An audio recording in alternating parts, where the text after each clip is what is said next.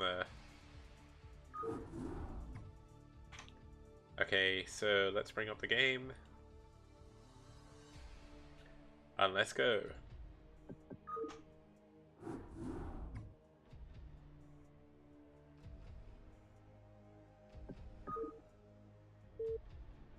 Okay, so finally we get to see some Terran action. I'm looking forward to this. I've seen a few games from Famas2, seems to be a good Terran player.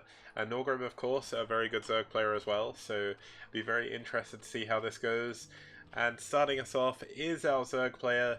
His team is up 2-0. It's going to be up to him to actually close out the series if he can. He's up against one of the stronger Terrans on white. Of course, the strongest Terran on white is Mind, but I don't believe he's actually going to be playing in this tournament.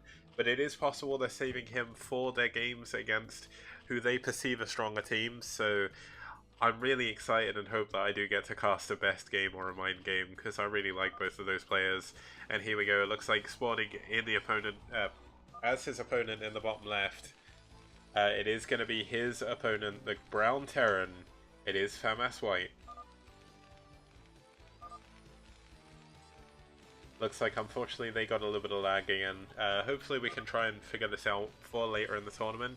But it is going to be 2 o'clock versus 7 o'clock again, so I don't actually need to change anything there. That's kind of nice. But it's going to be red versus brown. And let's bring up the top overlay. And let's get into this third game of the series. Looks like they had to use high latency. That's one of the problems with having people from all over the world playing in your tournament. Unfortunately, we don't have LAN latency conditions in a lot of people's cases. I know I have played turn rate 16 games against these players and not had any problems whatsoever. So, I think it all depends. There's going to be a few problems with lag, but hopefully it shouldn't be too much of a problem.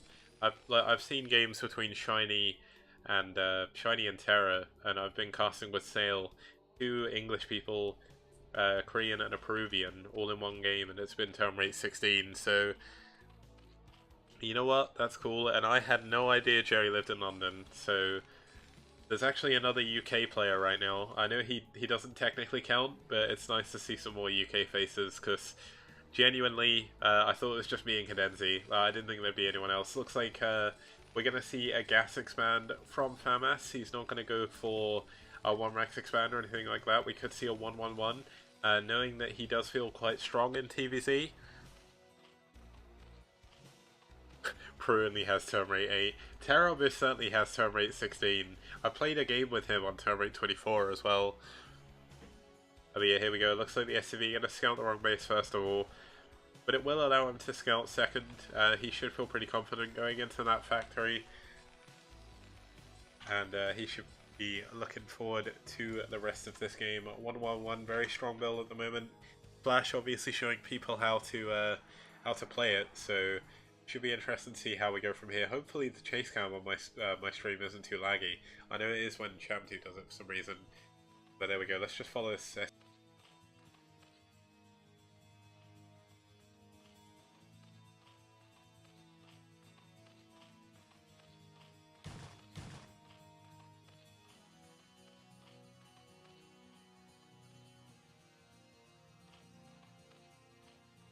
I was getting more and more nasally as time went on, so I needed to do something about it, but here we go, we can stop following the SUV. Let's see what build we're seeing from Naugrim, our Zerg player. He is going for 3 hatch, 3 hatchery play, obviously very strong. Going for that sunken colony.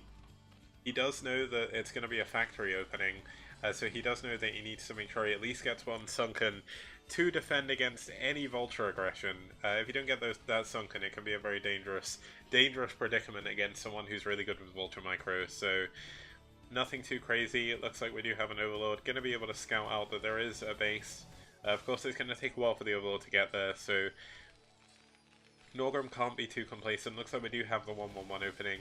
As I discussed, it's going to be just 2 Marines, I believe. Yeah, 2 Marines into the starport. So very possibly we're going to see, this is going to be speed.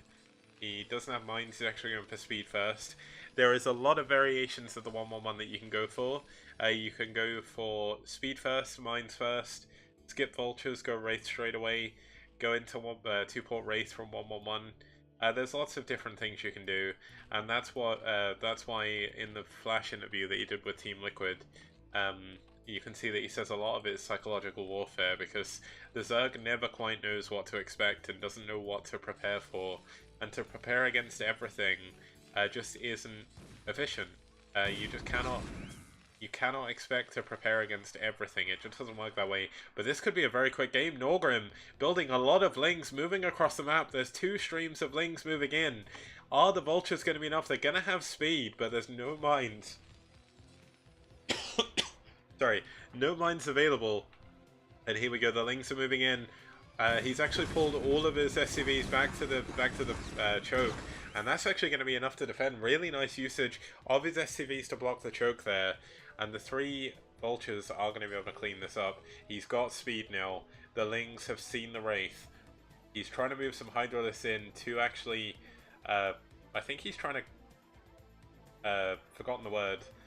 He's trying to basically get in the way of the Wraith from getting into the base, but I think he's gone to the wrong place. The Wraith's just going to fly straight through. This is a bit unfortunate. And here we go. Does Naugrim have any Hydralisks in his base? Yes, he does. He's got them by his Overlord. He should feel pretty safe right now.